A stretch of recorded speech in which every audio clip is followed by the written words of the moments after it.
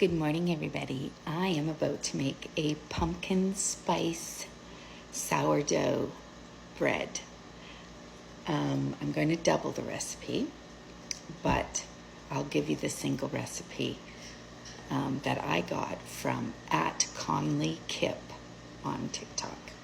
All right, so I'm going to do this. Now, I didn't have any pumpkin spice at home here, so I made my own. So there's my puree. I used cinnamon, cloves, nutmeg, and allspice to make my pumpkin spice, which is right here. And the ratio is for 1 teaspoon of pumpkin spice, you would use 3/4 teaspoon of cinnamon and 1/4 teaspoon of any of these. Okay, I made a combination of all of these.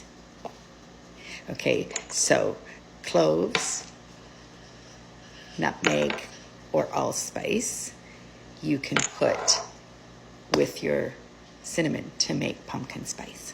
Okay, let's get started. So I fed my starter last night, both of them, because Lillian needed to come back to life. She rose to here and Fred rose to here. And so I've told you before, I feed my starter at night and then I let it rise. And then in the morning I start to bake. So I still have an active starter here that I'm going to use right now. I mean, look at Fred. He's still bubbly, and so is Lillian. So I'm going to use them to get started. First off, we add 300 to 350 grams of room temperature filtered water. I'm going to do double the recipe, so I'm going to start with 300 grams and we'll go from there. So, but I'm doubling, okay? So I'm in about 600 grams.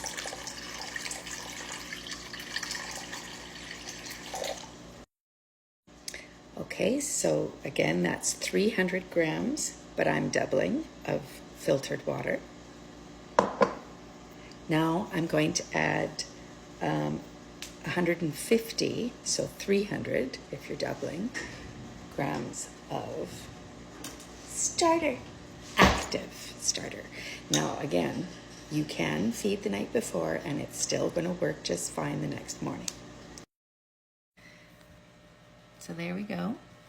That's 300 grams of both Fred and Lillian. Now we just whisk it together until it's frothy.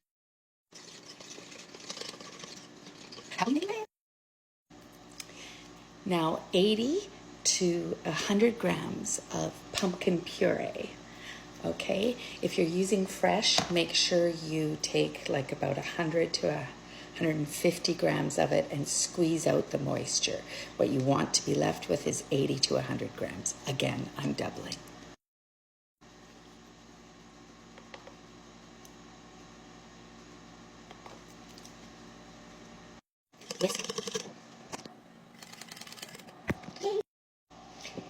Now we want brown sugar. 30 grams, again, I'm doubling. So it'll be 60 for me. This again. And to your flour, add 10 grams of salt, 20 if you're doubling, and 2 grams of pumpkin spice, 4 grams if you're doubling, before you whisk it. Pumpkin spice.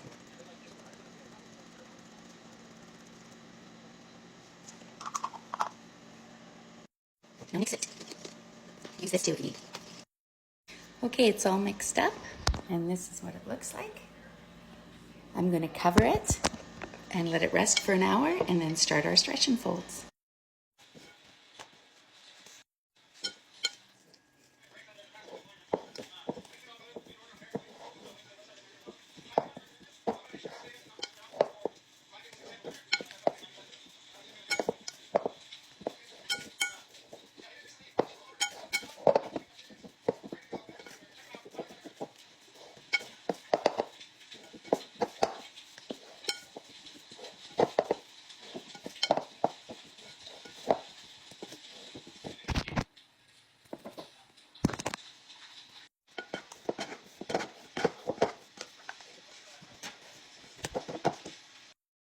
So that was my first set of stretch and folds. And the next thing I'm going to do in 30 more minutes is coil folds.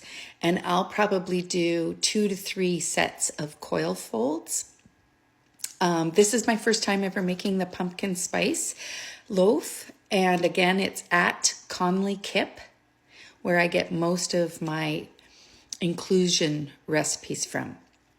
Now, if you're a beginner, this dough is a little bit more delicate to work with. So you don't want to pull and stretch too far where you're tearing the dough. Just enough that you get resistance and then fold over. Now, a lot of the mentors on here say to do 1 full round. That's turning your bowl a quarter turn until you've done the whole bowl. I just keep going until I see that it's not stretching much anymore. And another mentor said, do that because then you don't need to do as many rounds. And I like to save time. So that's what I do. I just stretch or coil fold until I feel that there's some resistance and it's not really stretching anymore. And then I stop. And so that's why I can get away with maybe only 3 rounds. Instead of a lot of people go 4 to 5 rounds, is because I keep going until it's pulling away from the bowl easily and not tearing. Okay. Okay, it's been 30 minutes. I'm going to do my first round of coil folds.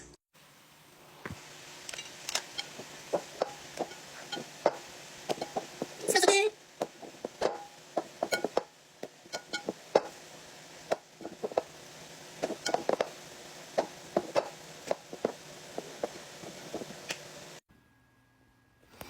Okay guys, I'm going to do one last round of coil folds before I put it in. I'm going to put it in a bowl today because I don't want it in my bigger silicone bannetons. They're too big. And this one. So those are where the pumpkin spice loaves are going to go into. So let's do our next round of coil folds. That's what it's looking like. And if you could smell the spice in this, I can't wait to eat this loaf. Here we go. Right underneath in the middle, like this. Pull up, and then just fold over on itself. In the middle, I've got my hands too, by the way. Pull over itself. Pull. Shake it out. Give it a stretch. This dough is lovely. And I keep going. Nothing's sticking to the bowl or my hands anymore, so that's a good indication that this is getting ready to bulk ferment. I think I will bulk ferment after this. I can see bubbles forming already on the surface. It only took 2 turns for it to come away from the bowl and start resisting. So that is a good indication. The bowl is clean and tidy. I don't even have to bench scrape or bowl scrape anymore. So I'm going to have a look at it in a half hour. If I think it needs one more round of coil folds, I'll do it. But I think I'm going to let this. I can see bubbles already forming. I'm going to let it bulk ferment now for the next 4 to 5 hours. Yeah, actually probably about 4 hours. Because remember, bulk fermentation starts the minute you get all the ingredients together. So let's let this sit for another half hour. Forgot I had the film speed up. The sped up. Oh, pardon me. So what I said was I'm going to let it sit. I can see bubbles already forming on the surface. It's pulling away from the bowl real easy and it's not resisting, or it already is resisting stretch. I got the hiccups, sorry. So I'm going to let it bulk ferment from now on. And that was only 2 rounds of coil folds. I'll take a look at it at the half mark, or at the half hour mark, and see if it needs more coil folds, but I think I'm just going to let it go ahead and bulk ferment on the counter, and then I will show you the final bake once it's done tomorrow. Peace out, motherfuckers. Okay, it's ready.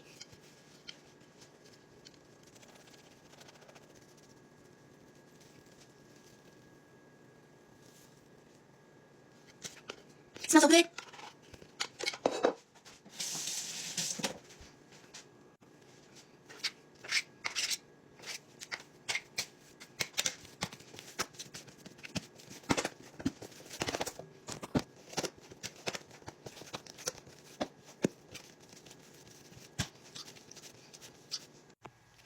Okay, pre-shaping is done. I'll have to probably do a quick little part 2 for the final reveal of the pumpkin spice loaf.